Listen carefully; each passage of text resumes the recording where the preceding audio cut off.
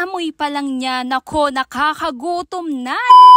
For today's video, magluluto naman tayo na isa sa mga paborito din natin lahat, ang menudo. Ikaw ba'y mahilig din dito? At nako, gustong gusto mo rin to at may kanya-kanya tayong version o recipe sa pagluluto nito. At heto na nga, ang asawa ko lang din naman ang magluluto nito. Ito lang din talaga ang kanyang recipe na gustong gusto din talaga namin pag niluluto niya to. Ang una niya palang ginawa ay minarinated niya muna ang baboy doon sa toyo at kalamansi ng 8 hours para na rin kumapit at lumasa ang baboy doon sa binabad niya. At pagkatapos nga ito, magpainit na nga tayo ng mantika doon sa kawali at ilagay na nga ang bawang at sibuyas. Igisa nga ito. Isunod na nga ang ating baboy na minarinated. Pagkatapos ilagay na rin ang tomato sauce at halu-haluin lamang ito. Pagkatapos yung pinaglagyan ng tomato sauce, lagyan mo ng kaunting tubig at ibuhos mo nga dito at halu-haluin mo nga ulit. Dahil sa pagluluto naman nitong menudo, may kanya-kanya naman version. Depende naman yan sa luto nyo kung paanong recipe ang menudong meron kayo. Ang pinaka-importante, syempre, yung timpla at lasa at bagay na bagay lalo to sa salo-salo nyong pamilya. Kahit saan okasyon ay pwedeng-pwede talaga ang ganitong lutuin ang menudo. Pagkatapos nga nitong halu-haluin, takpan nyo muna saglit para na rin lumambot ang baboy. Pagkatapos isunod na nga ang hotdog. 2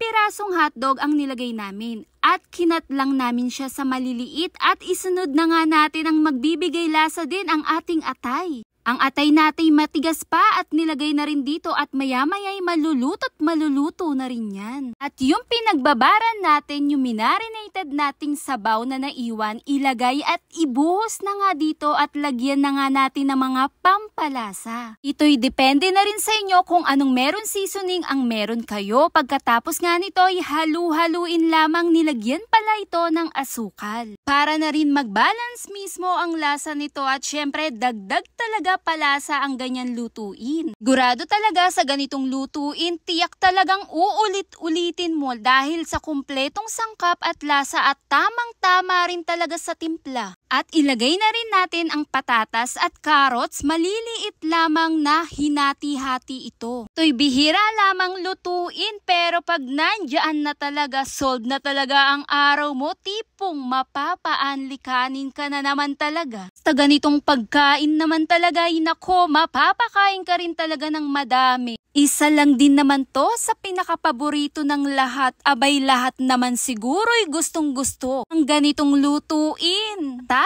Matatakam ka talaga. Itsura pa lang, yung amoy pa lang niya, nako, nakakagutom na. Lasap na agad, ang sarap nito. Kaya kung hilig mo rin ang ganitong lutuin, nako, lutuin mo na rin diyan sa inyong tahanan at tiyak magugustuhan din talaga ng pamilya mo. At uulit ka din talaga sa sarap. Tara na nga at sabay-sabay muna tayong kumain. Salamat po!